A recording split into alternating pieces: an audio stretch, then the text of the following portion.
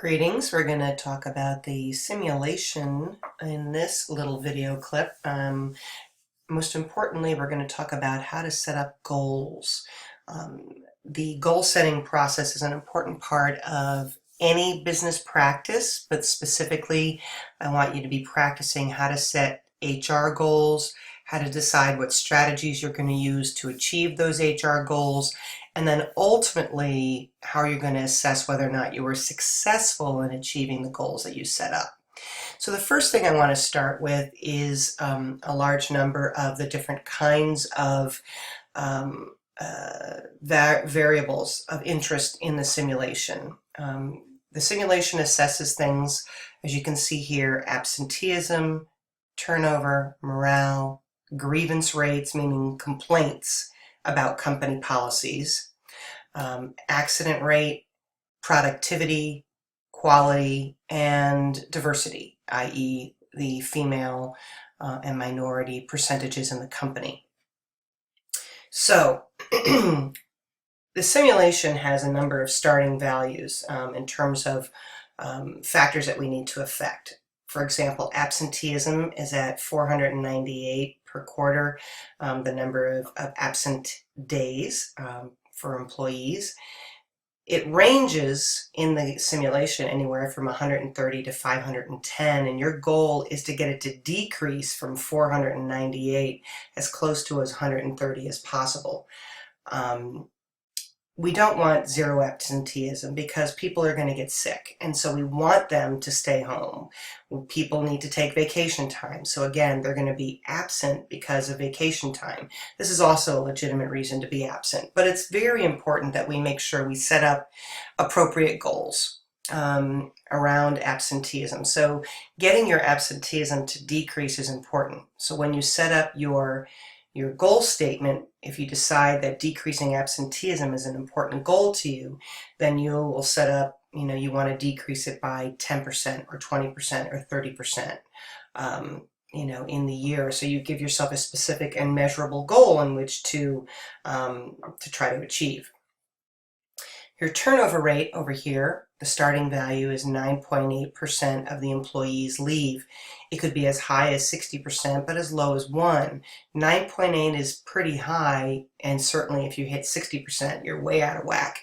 You want to decrease your turnover rate. It will never be zero because we want people to turn over. We definitely want to lose people who are poor performers. But, obviously we don't want it to go up to 60 either. So getting it down from 9.8%, getting it closer to 4 or 3 would be ideal. So our goal here is to decrease turnover. Morale is sort of moderate, right? Morale it's on the low side, but it's sort of that mid-range. People are kind of indifferent. It could go down. Ideally, you want it to go up. The highest it will probably go is at about 90. Nobody is perfect, and no company is perfect in terms of their ability to achieve perfect morale, but you want to see this number increase as best as you can. So again, if morale is important or company satisfaction is important, morale is a good index of whether or not people are satisfied. So you want to set a target for that morale to go up.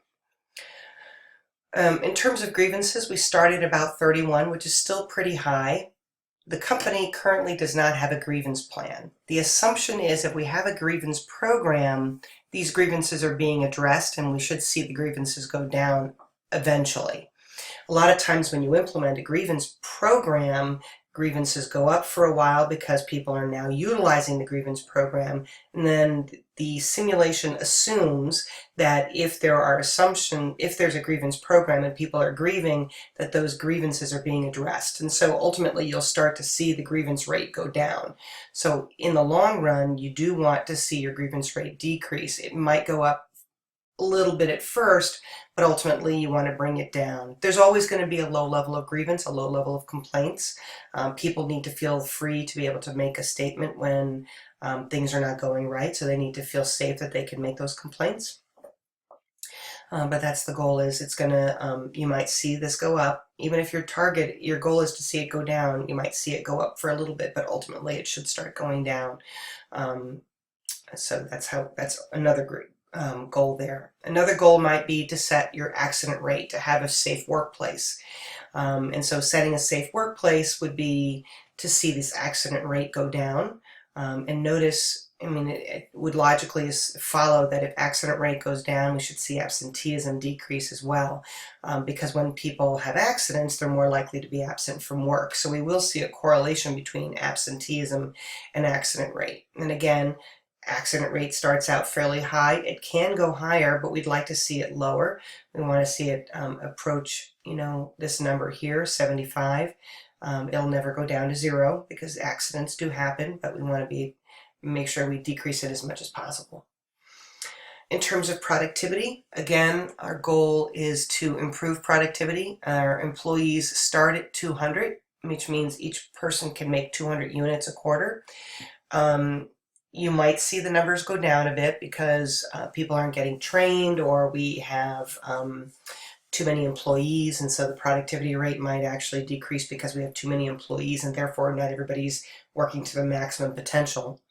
But ideally, we'd like to see this number start to increase. So with enough money in training and attention to things like safety training and quality training, we should be able to see our productivity rates go up pretty high for our employees. So you can set an appropriate goal on that. In terms of quality, again, like morale, you start at about the mid-range at about 50. In terms of the simulation, you may only fall a little bit down to 45. It'll never go down to awful quality, but it also doesn't approach perfect quality. We'd like it to, but of course we know that doesn't happen. Our goal is to invest in quality programs and an amount of money necessary to make sure that we've got good quality products, which means also we have good quality employees. So our quality rate is a reflection of good training for our employees and good quality. So again, we want to see that quality increase as best as we can. The last variable of interest for us would be diversity, and this has to do with the percentage of female minorities we have in the company. Currently there are 13% female, 8% minority. This doesn't even come close to representing what we see in the labor market and in the working population, so both of these numbers need to increase. So our goal is obviously not to hit 100% because that wouldn't be fair. That would be considered a form of discrimination against white majorities. So our goal is to try to get the percentage up there as high as we can. So try first of all with increasing your target percentages when you're hiring to be a little bit more aggressive, so that you could ideally see these numbers come up to like 20, 25, 30% in this area. So our goal here is to increase this. Moving on to this slide here, and you do have these slides available to you in your simulation paperwork on the Blackboard. The factors affecting performance. Now we talked about each of these individual goals. What can affect these different variables?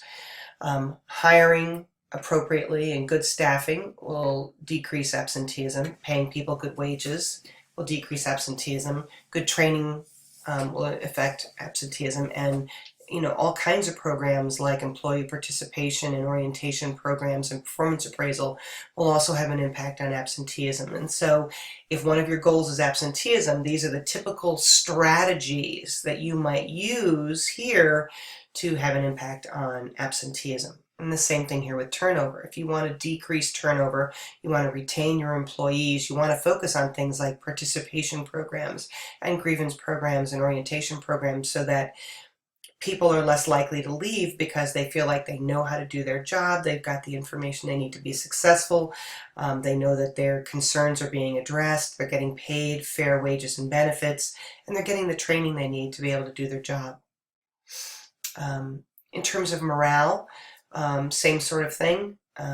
Hiring the right amount of people, making sure they're not doing overtime is really important. Paying them good wages, helping to train them, and making sure we've got good systems in place with these different kinds of programs is really helpful. So I'm not going to talk you through each one of these, but you can see grievance has a set of programs that are going to have an impact. Accident rate Also has a set of programs that are going to have an impact, and particularly safety training is going to be big here for accidents. Productivity, all of these things have an impact on productivity. Total quality management, again, the training dollars has to be in the TQM in the quality area, and then obviously affirmative action and target hiring for female and minorities is going to have your best impact on the diversity of your company.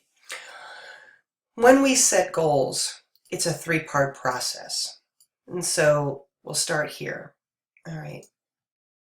I don't need you to worry about describing your situation, but I want you to come up with goals, 3 goals that you're going to set up for yourself for the next 3 years, 3 fiscal years in the simulation. So what you're going to do is decide, I want to improve company quality, I want to increase diversity, and I want to improve morale.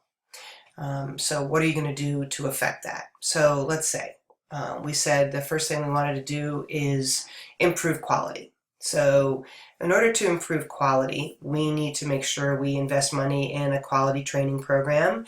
We want to make sure that we're hiring the right amount of people and doing good staffing. We also want to make sure we have things like a participation program and a grievance program and a performance appraisal program in place in order to have an impact on quality. Right? We want people to get feedback. We need them to know what they're doing right, what they're doing incorrectly, so that they can get the feedback and make the changes that they need. Our next goal would be diversity. And so we can say we're going to set higher targets for hiring every quarter, and we're also going to implement an affirmative action program, as you can see here. Our last goal was to improve morale. So morale can be done by a whole host of different programs, so you can pick and choose the kinds of programs that you want to use to have an impact on morale here. Lastly, we want to think about metrics, right? Metrics are the way that we assess whether or not we're successful.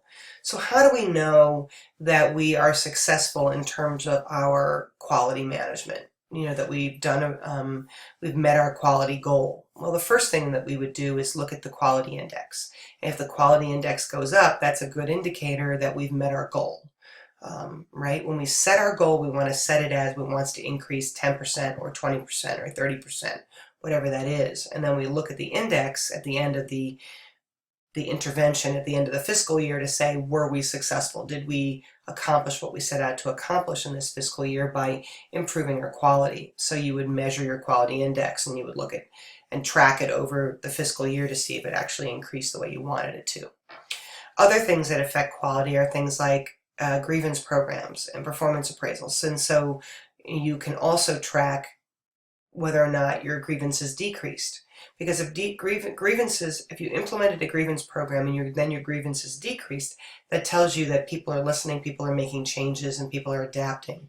And so the expectation is we would start to see the grievances would decrease over time. In terms of the diversity goal, you know, it's a little bit more complex. You can't just say, oh, the percentage of women went up or the percentage of minorities went up. You want to track that over time, and you can track it in the whole aggregate numbers of the company. If you decide to track it via the different levels of the company, level 5, 4, 3, 2, 1, do not put one giant graph with all of those levels in there, because it gets too busy to read. We want graphs to be simple and clean and easy to read, so you might want to say level 5 women, how much has increased over time. Level 4 minorities, how much it increased over time. So, and you can also do an aggregate number. The aggregate number of females increased over time. The aggregate number of minorities increased over time. So it's really important that you are very detailed in the way that you deliver that information. The best way that we can assess, you know, whether or not we were successful is looking at the percentage of women and minorities, looking at the number of grievances. If the grievances are high and our diversity is low, that tells us that we've got some problems. If we have a high turnover rate, that may also be an indication that we've got some problems, right? So diversity, we would look at the percentage of women and minorities. The last thing in terms of morale, there's a lot of factors that indicate morale is low. Absenteeism would be high, turnover would be high, morale index would be low. So you want to, if you're saying my goal was to improve morale, looking at the morale index is great, but there are other indices that you can look at. You can look at your turnover rate and say the turnover rate went down, which means employees are staying with the company, which means they're happy. So that shows that morale is probably improving. Same thing with absenteeism. There is a certain percentage of absenteeism that occurs because people are unhappy with the company. So if morale is going up, we should see absenteeism go down. And so if you look back here on this HR plan, which is just a sample plan that you guys can use, it's just a worksheet for you to use. You don't have to hand this in. This is just for you to work through. The third part, as it says here, is the metrics is to establish how you successfully achieved your goals. If your goal was to improve morale, the metrics you would use would be the morale index, absenteeism rate, and turnover rate, just as I just said. So these are really important that you indicate not just your goal, not just how you're going to achieve that goal, but also how you're going to assess whether or not you were successful. So it's a three-part process. If you go into your documents, drafts of things in your goal, in the simulation folder in the Blackboard, you will see a sample goal statement. So it gives you an idea of what I'm looking for in terms of how you're going to, the verbiage and the way I want the goal statement to look. This is my goal. I'm going to do this in 3 years, increase it by this percentage. And these are the strategies that I'm going to use to get there. And then lastly, these are the metrics that are important for me to use in order to assess whether or not I was successful. So your goal statement should have 3 goals. It should have strategies to achieve each goal, and it should have metrics to assess each goal. So it should be broken down into 3 parts. All right.